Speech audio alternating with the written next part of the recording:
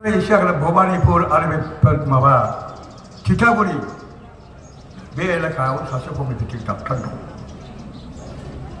बे हमिउपेथिक डाक्टारनाव बिथांमोना गोदो रिफिउजि जानानै फैदोंमोन। बेफोरथ' गासिबो फोथारजोबसोमोन। न' बाङानो गैयामोन। बे दखान मोनसे खुलिदों आरो बोसोरसे बोसोरनि गेजेराव बिराद धोनि जादोंमोन। बेनाव सानसेखालि प्रश्न होनाय जादोंमोन जे नोंथाङा माबोरै एथ' खम समनि गेजेराव बे हमिउपेथि डाक्टार जानानै बिदि इसिबां थाखा खामायनो हाबाय। अथच मानसिफ्रा रायलायो जार नायगौदि तार हमिउपेथि, जाहा जेबो गैजा रोङा बेसो हमिउपेथि डाक्टार जायो।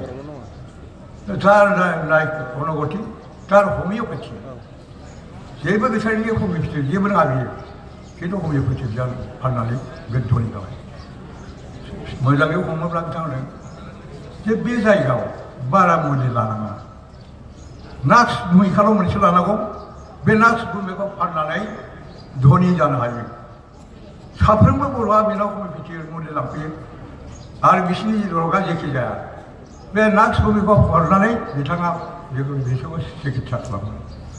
थारमाने जोंनि गुदि बेरामा मा दस्रा बेराम थानांगौ बे आलादा खोथा, खिन्थु बांसिनानो बेसिकेलि जौ लांनायनिफ्राय। नाथाय बे जौ लांनायखौ बिभिन्न रोखोमै होबथानो हादोंमोन, नाजादोंब्लाबो दासिमबो होबथानो हानाय जायाखै।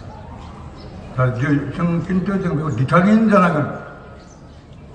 माखासे जिनिस दं, जुदि बर' हारिया मोजां बहुद गोबां एकदम मोजां मोजां रेकर्ड दङ, नाथाय गाज्रि रेकर्डआ बेनो जे जों जेनेरेसन टु जेनेरेसन जोङो जौ लोंबोनानै दुरबल जाबोबाय, मावनो हायि जाबाय, रुगुआ जाबाय।